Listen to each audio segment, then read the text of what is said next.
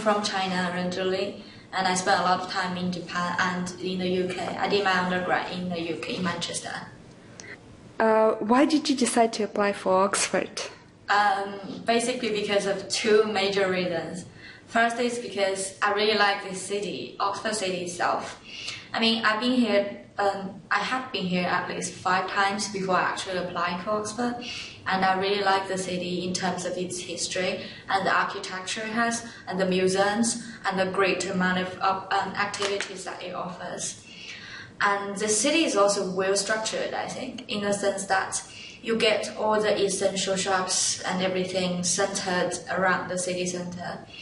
If you compare Oxford with Cambridge, you can say Cambridge is like everything is really scattered around. It's not really convenient to live in there. Whereas Oxford is really centered, really clustered. I think it's really nice.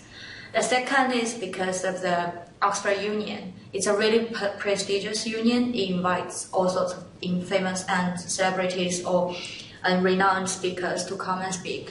Also, the debating society, because I'm a debater, I do debate. Oxford Debating Society is probably one of the most prestigious debating society in the world. So I think I get a better chance to be a debater here. So the next question is about the application process. How was the application process to Oxford?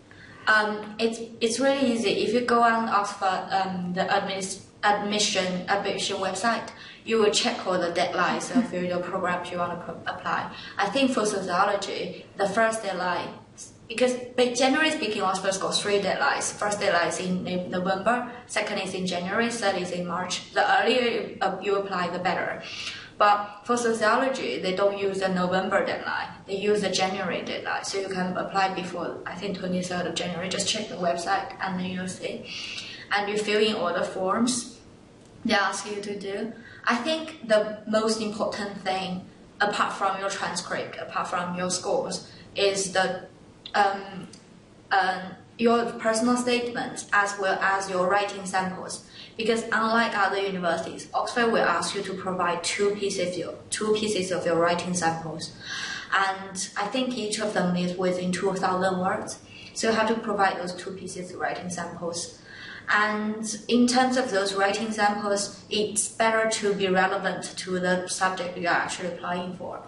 For me, I submitted one writing sample with quantitative study and the other with qualitative study. So to show like I'm actually really comprehensive in understanding sociology. How would you describe an everyday life of an Oxford graduate student? I think it really depends on what you want to pursue in the future. Because for me, I want to do a PhD here, so I want to do a DPhil here. That's why I actually spend a lot of time reading stuff and studying the researches. But if you're actually thinking about doing job huntings or working in the UK afterwards, a lot of students actually spend a lot of time networking with each other and networking with in the career fairs offered by Oxford, and also socializing with other students. But also there are different communities and different societies that you can be a part of. Because if you really want to, there are like Chinese student societies, Japanese student society, all sorts of societies that you can feel you are a part of.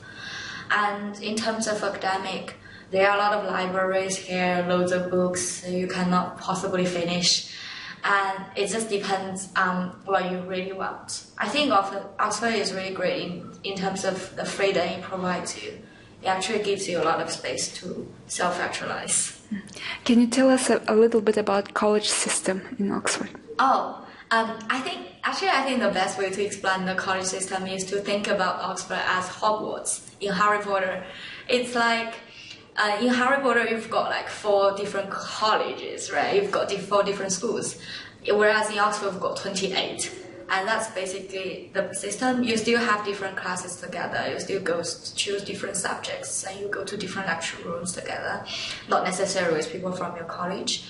But you do a lot of your social life actually has a lot to do with your college students. You try to bring more honors to your college and that kind of thing. But if you've watched Harry Potter, you will be simply able to understand it. Some of the colleges do accept certain only accept the students from certain academic backgrounds, but some of the colleges are more comprehensive. But generally speaking, for postgrad students, college is not really that important in terms of academic.